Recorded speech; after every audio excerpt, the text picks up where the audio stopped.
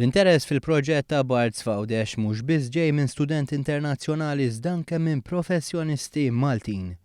Diversi professjonisti Maltin applikaw biex jissieħbu mal-Iskola Medika ta' Barts li se tibda tilqa' l-istudenti mis-sena d-dieħla. It-tobba huma mħajra minn din l-opportunità anke minħabba riżorsi li l-Iskola Medika ta' Fama se tkun qed toffri. Star dan il-Ministru għas-Saħħa Chris Fearn waqt il-programm Arena meta kienet jitkellem dwar l-investimenti ġodda li jagħmel il-Gvern f'dan il-qasam. Appiżjed minn hekk Barts ħarġu sejħa t-tobba Maltin kollha biex jinaqdu magħhom kemm biex jagħmlu l-istudenti kif ukoll biex ikollhom aċċess għal riżorsi kbar li għandhom Barts, jiġifieri riżorsi ta' riċerka, riżorsi ta' libreriji ta' Barts għal ġurnali u applikaw 200 tabib Malti u Awċi biex jissibħu f'din is-sistema ta' Barts. Wara xhur ta' pjanar u diskussjonijiet mal-awtorità tal-ippjanar, Barts sottomettew l-applikazzjonijiet tagħhom għal dak li għandu jwassal għal skola tal-ogħla livell Fawdesh. Waqt l-istess programm il-Ministru Fearn elenka l-kisbiet tal-Gvern fil-qasam tas-saħħa, speċjalment fejn jitlu l-waiting list u l-pilloli out of stock, xi ħaġa li rrikonoxxa t-tabib u l-kellim nazzjonalista Stephen Spiteri.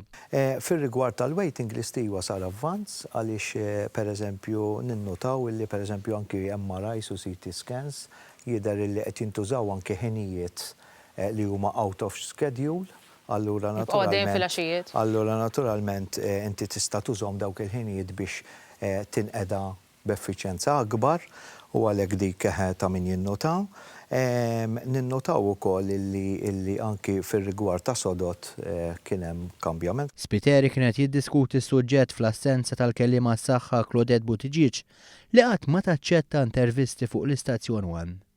U fl-istil ta' Simon Busuttil hija ferm iktar negattiva. Però li jsiru operations round the clock din il-leġislatura u x'hekk bdiet. Iva. Alright, għax interessanti, aħna naraw naqra sound clip number 3.